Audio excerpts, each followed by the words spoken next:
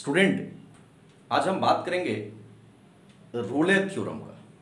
ठीक है, एक्चुअली ये रोले थ्योरम और मीन वैल्यू थ्योरम, ये दो थ्योरम है जो काफ़ी ज़्यादा इम्पॉर्टेंट है। ठीक है, आप इसको कह सकते हैं कि कैलकुलस में इसका अपना एक अहम योगदान है।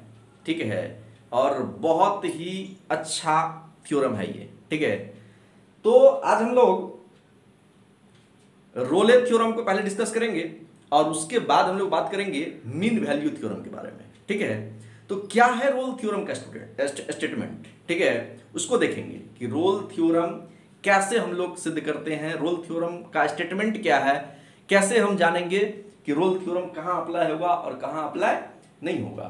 तो इसका दो तरह है, एक ज्योमेट्रिकल मेथड से आप लोग को हम बताएंगे और एक जनरल जो इसका थ्योरी है उसी थ्योरी को रिप्रेजेंट कराएंगे ज्योमेट्रिकल मेथड से। ठीक है, तो उसको इंप्लीमेंट कैसे किया जाता है, ये सारी बातें हम लोग करेंगे अभी। तो रोल थ्योरम का जो पहला स्टेटमेंट है वो ये है कि एफ ए से बी, एफ फंक्शन जो है वो ए से बी में कंटिन्यूअस होगा। क्या होगा ये? कंटिन्यूअस होगा, कंटिन्यूअस होगा, कंटिन्यूअस होगा। और ये ओपन इंटरवल, क्लोज इंटरवल में ये कंटिन्यूअस होगा ए से बी में, और ओपन इंटरवल में ये डिफरेंशिएबल होगा, डिफरेंशिएबल होगा।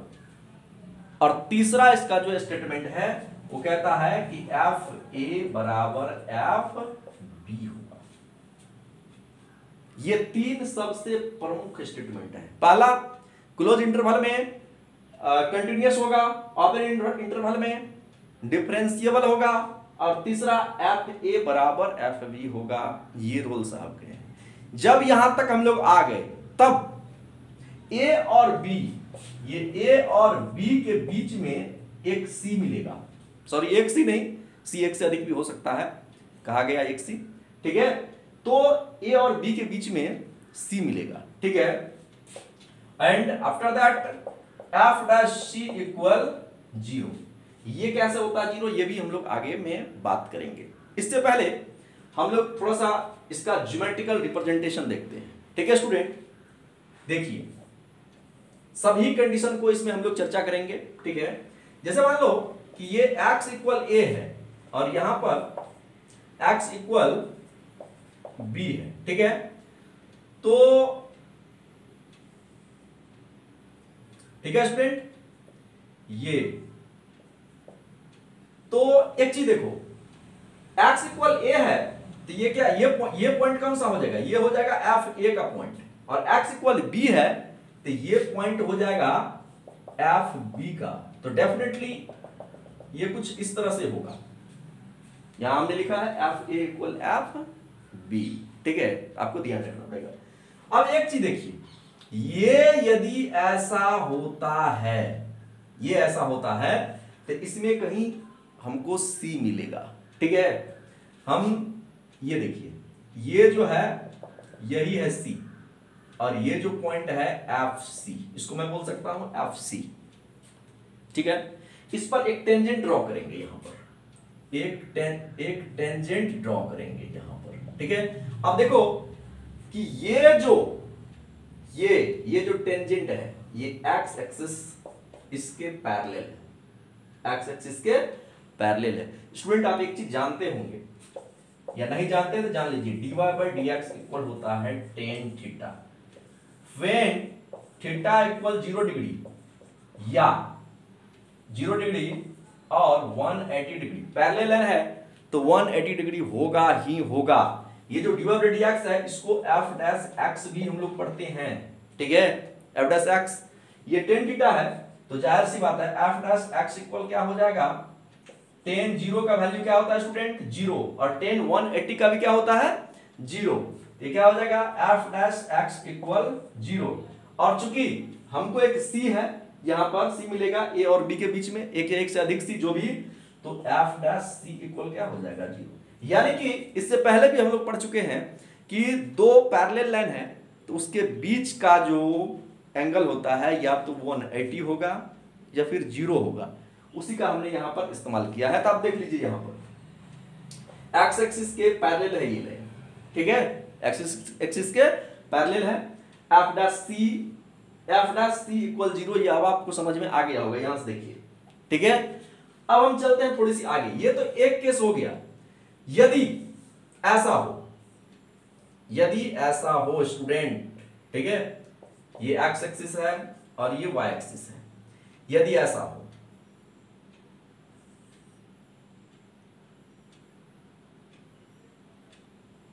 x इक्वल ए और ये हो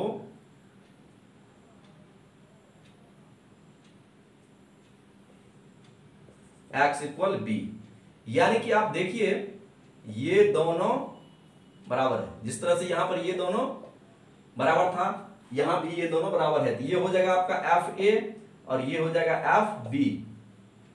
यहां तो कंफ्यूजन नहीं है एफ ए और एफ बी में। अरे भाई y इक्वल एफ एक्स होता है, तो यहां पर x का वैल्यू लेंगे y बराबर, तो नहीं हो जाएगा एफ ए, x के वैल्यू ए, और b लेंगे x के वैल्यू तो एफ बी, ठीक है। जरा से देखिए y एक्सिस, ये हो जाएगा y एक्सिस। तो हम लोग थोड़ा सा और आगे चलते हैं, यहां भी एक टेंजेंट ड्रॉ करेंगे। देखिए ये एफ सी, तो ये टेंजेंट ड्रॉ करेंगे, आप देखिए क्या इसके समांतर हुआ, इसके समांतर। तो एफ डैश सी इधर में चलते हैं थोड़ी सी और आगे, इसका और एक अगला केस लेते हैं। देखिए जरा सा उस केस को भी देखिए। मान लीजिए x इक्वल ए है, ये कुछ इस तरह से लेते हैं।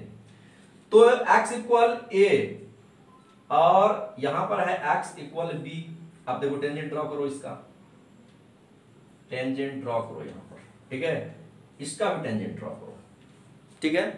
आप देखो इसमें भी एक सी हमको मिलेगा यहां पर, या एक से अधिक सी की मैं बात कर रहा था। यहां देखिए दो सी, यहां ये C1 और ये C2, ठीक है, C1 और C2।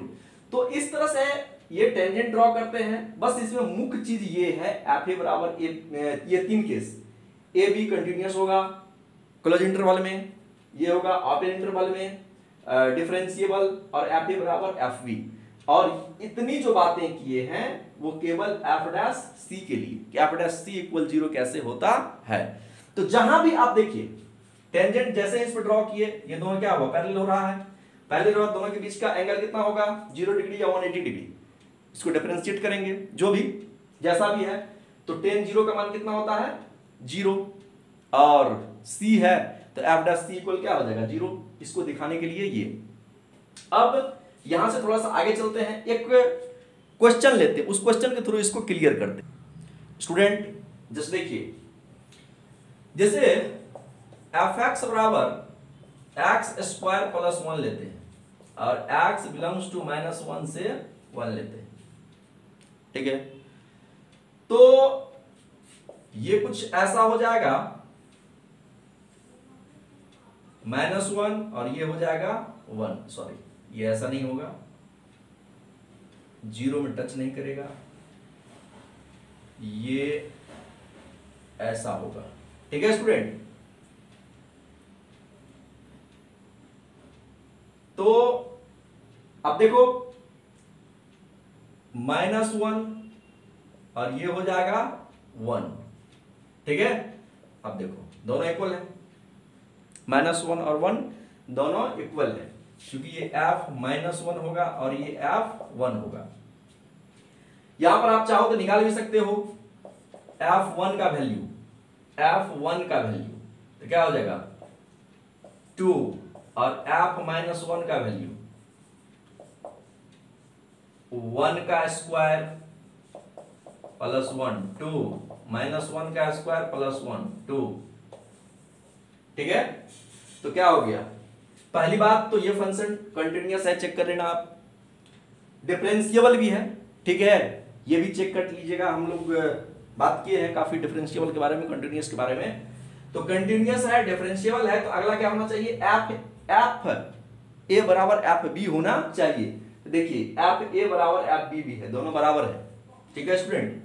तो F1 इक्वल F-1 ये बराबर है स्टूडेंट, ये ए और ये बी का काम कर रहा है, ध्यान रखिएगा। तो ये बराबर है, ठीक है। अब एक चीज देखिए, तीसरा का केस, इसको हम कर रहे हैं f dash x, f dash x करेंगे 2x हो जाएगा।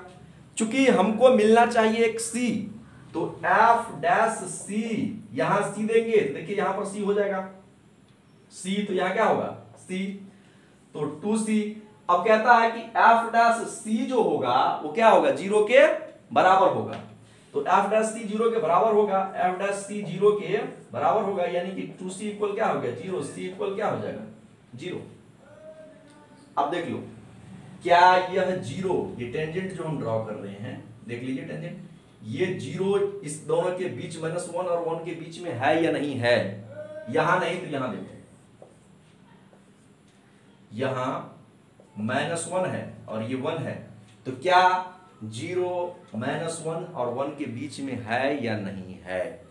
जी हां बिल्कुल है, और रोल थ्योरम यही कहता है, ठीक है, कि किसी भी फंक्शन को आप कैसे चेक करेंगे कि रोल थ्योरम इस पे अप्लाई होने योग्य है या नहीं है, रोल थ्योरम इस पे अप्लाई हो रहा है या नहीं हो रहा है, ठीक है स्टूडेंट। तो यहां पर ध्यान रखेंगे जितना भी है कि पहले फंक्शन कंटिन्यूअस होना चाहिए क्लोज इंटरवल में, और उसके बाद डिफरेंशिएबल होना चाहिए ओपन इंटरवल में, और तीसरा का केस है एफ ए बराबर एफ बी होना चाहिए, और तब हमको कुछ सी मिलेगा ए और बी के बीच में। तो एफ डैश सी बराबर क्या करेंगे 0, ठीक है, एफ डैश सी बराबर 0 करेंगे, हमको सी ऑटोमेटिक ए और बी के बीच में मिल जाएगा, ठीक है स्टूडेंट। अब हम लोग लैग्रांजेज मीन वैल्यू थ्योरम की बात करेंगे, ठीक है, मतलब मीन वैल्यू थ्योरम की ओर एक्सटेंड करेंगे, ठीक है स्टूडेंट।